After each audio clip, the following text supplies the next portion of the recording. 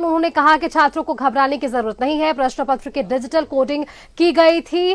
Paper के seal खुले रहने के पेपर लीक होने की आशंका नहीं है।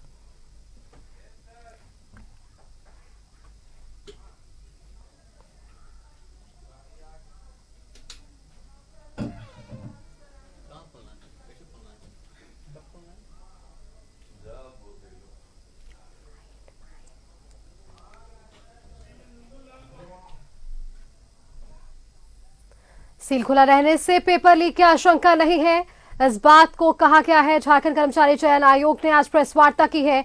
आपको बताते चले कि कुछ दिनों पहले छात्रों ने यह आरोप लगाया था कि पेपर सील जो था वो खुला था, इस वजह से पेपर लीक हुआ है और ऐसे में कई जिलों में विरोध प्रदर्शन भी देखने को मिला था। इन सबके बीच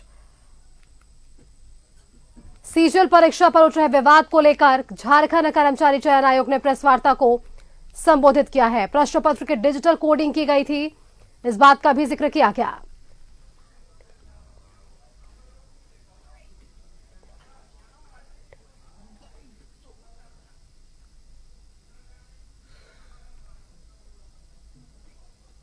होती हैं, सभी राज्यों में होती हैं और सेंट्रल गवर्नमेंट की भी होती हैं।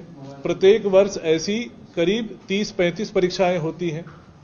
तो आप समझ सकते हैं कि इस देश में कितनी परीक्षाएं हो रही हैं, तो कहीं भी रिपीट होने की संभावना हमेशा रहती है। इत्तेफाक है, हम मान रहे हैं। सीरियल बाय सीरियल भी हुआ है। वो तो रैंडम कंप्यूटर सेलेक्ट करता है, कुछ कॉमन भी हो सकता है। 21 तारीख को तो नहीं हुआ, 22 तारीख को हुआ। और भी हमारे पास 4 सील्ड है, अगर जरूरत पड़ेगा तो हम इसको खोल के चेक कर लेंगे कि उसमें भी रिपीट है कि नहीं। उनका जो पेपर सील है वो टूट गया था या खुला हुआ था। तो आपको मैंने जैसा बताया 20 लाख प्रश्न पत्र छपे, सारे सिक्योरिटी प्रेस में मशीन से प्रिंट हुए, सील हुए, पैक हुए। उसमें 1-2% संभावना है कि एडेसिव छूट गया होगा, सील नहीं हुआ होगा, पर उससे प्रश्न पत्र लीक होने का कोई खतरा इसलिए नहीं है क्योंकि वो पुनः एक टेम्पर एविडेंट एनवेलप में सील होता है, फिर वो मेटल ट्रंक में सील होता है, फिर वो सील्ड कंटेनर में ट्रांसपोर्ट होकर आता है। तो इसलिए सिर्फ पेपर सील के खुले रहने से प्रश्न पत्र के लीक होने का कोई खतरा नहीं है। पेपर सील का एक ही उद्देश्य होता है कि जब प्रश्न पत्र दिया जाता है कैंडिडेट को, तो हम लोग 4-5 मिनट पहले दे देते हैं, बांटने में सुविधा होती है। जब घंटी बजती है तब कैंडिडेट को पेपर सील फाड़ना होता है और तब वो प्रश्न पत्र खोलता है। सिर्फ इसी पर्पस के लिए दिया जाता है। इससे इसका मतलब ये नहीं है कि वो प्रश्न पत्र लीक हो गया या उसका कोई खतरा है। It could be 1-2% of a manufacture समक्ष लाई गई। जैसे एक शिकायत आई, कुछ बच्चों ने कहा कि जो ओएमआर में जो एक सीरियल नंबर प्रिंट होता है और क्वेश्चन बुकलेट में एक सीरियल नंबर प्रिंट होता है, वो मैच नहीं कर रहा है, इसलिए उन्हें शंका था कि कुछ गड़बड़ी है, वो एग्जाम नहीं देना चाहते हैं।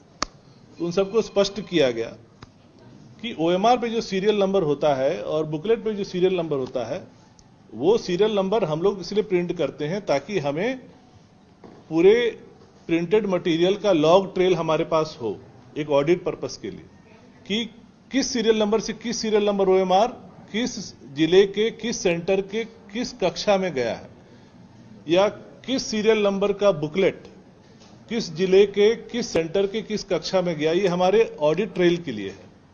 पर इन दोनों का मिलान होने का कोई ऐसी आवश्यकता नहीं, उससे उनके इवैल्यूएशन पे कोई फर्क नहीं पड़ता है। ये हमारी जानकारी के लिए, हमारे इंटेलिजेंस के लिए कि कल को कोई कदाचार होगा तो हम अपने लॉग ट्रेल से मिला लेंगे कि इसमें कोई गड़बड़ी हुई है। उसका आपस में मिलना कोई आवश्यक नहीं है, उसके लिए उनको कोई डरने और संदेह की बात नहीं है।